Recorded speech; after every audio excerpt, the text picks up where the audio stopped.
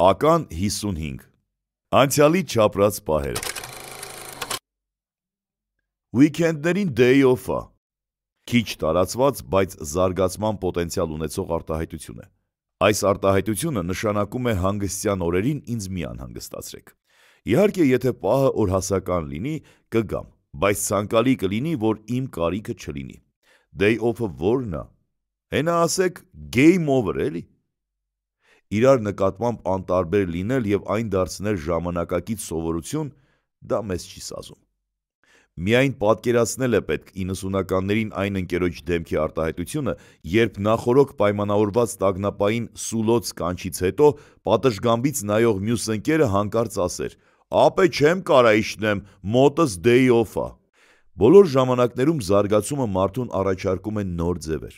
որոնց հետ չհարմարվողները միշտ էլ եղել են, կան ու կլինեն։ Ամենևին դեմ չեմ։ Խելամիտ նորն անշուշտ ողջունելի է։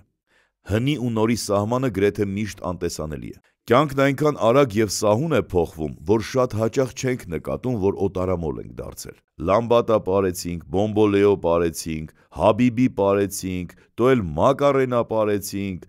ասել է հա, հե պարեցինք, Gangnam Style պարեցինք։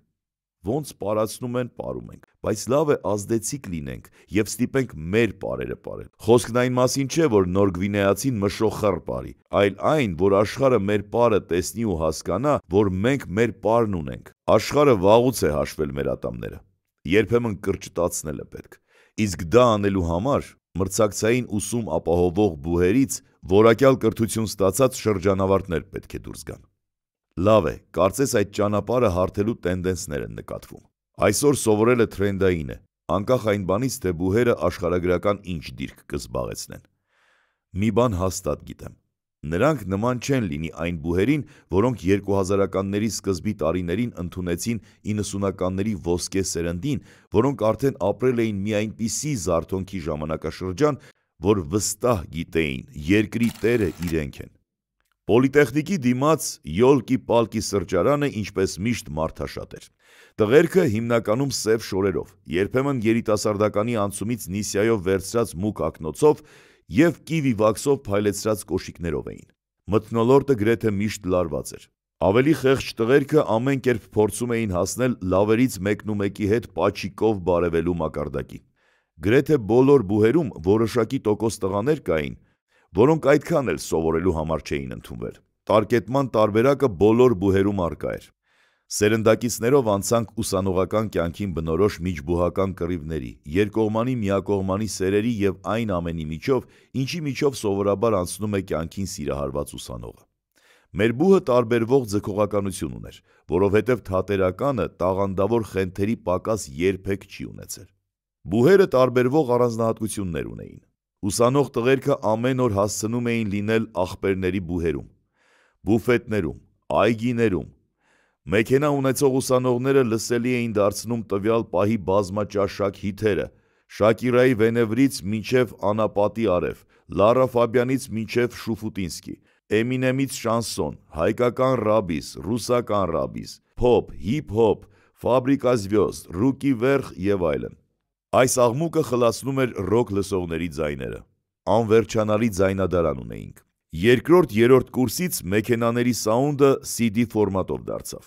Ավելի մաքուր հնչողությունն ապահովում էին բակավիկներին ձգած պիշալկաները, որոնք տեղադրվում էին գուբկավատ քեչավատների բոքսերում, հատկապես Երևանյան լճի մոտինը։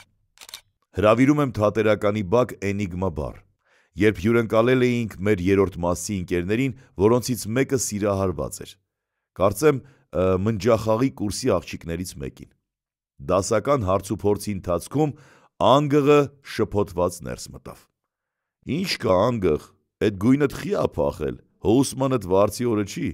Չէ, տղեկ ֆիզկուլտից են եկել, ոնց որ բառեցներ են, մեջները մի հատ դեմքը ծանոթ տղա կա, ոնց որ ֆուտբոլիստ ա, բայց իր ականջներն էլ են ջարդած։ Հա բա ինչ են ուզում, ձեզ էին հարցնում։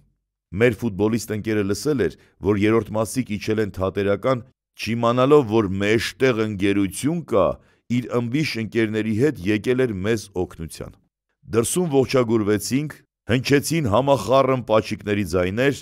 նոր ծանոթություններ։ Սմբո ախպեր, Ուրախ եմ, անունս Մնոյա։ Գրնո ապե։ Հակոբ Գրնո ջան, դեմքը ծանոթ է բրատ։ Ախպերս պստիկ քաղաք ա, մենք էլ թաքուն լրված չենք, միտեղ տեսած կլնենք էլի։ Հա բան չասի ախպերս։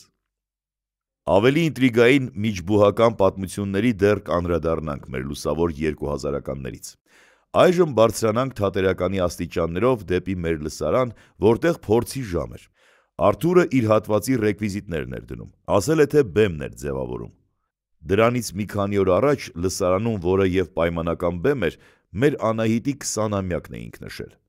Խելակորույս պարերի ու խառը թափրտած գինու շշերի արանքում գետնին դրված տորթի տուփի փայլուն մակերեսի վրա հանկարծ մեր կուրսղեկի դեմքն արտացոլվեց։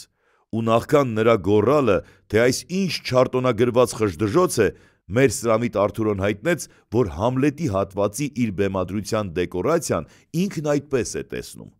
Մեր վարպետը փոքր-ինչ լռելուց հետո հարցրեց. «Էս գետնին լցրած շշերն ու թափրտած ամեն ինչի տեղերը կհիշես։ Կկարողանաս հիմա հավաքել ու նորից նույն ձև շարել»։ Ամբողջ կուրսով 5 անգամ բեմը քանդեցինք ու հավաքեցինք։ Մեր լուսահոգի վարպետ Երվանդ Ղազանչյանը մինչև այդ հատվածի հանձնումը ձևացրեց, իբր հավատացել է Արթուրոյի ստին։ Նա բացառիկ հումոր ուներ։ Թատերականը հետաքրքիր մարդկանց հավաքատեղի էր։ Այնտեղ սկիզբ դրվեց մի ընկերության, որը դեռ հետո, շատ ավելի հետո պետք է լսելի դարձներ այս պատմությունները։ Եվ հենց իր ձայնով պատմել ժամանակի մասին, այն ժամանակի, որտեղ վայրկյանները անկանոն էին փոխվում։ Կարծում եմ 90-ականների մասին այս աուդիո ժողովածուն դեռ երկար կապրի և իր հետ կապրեցնի նաև անցյալի չապրած պահերը։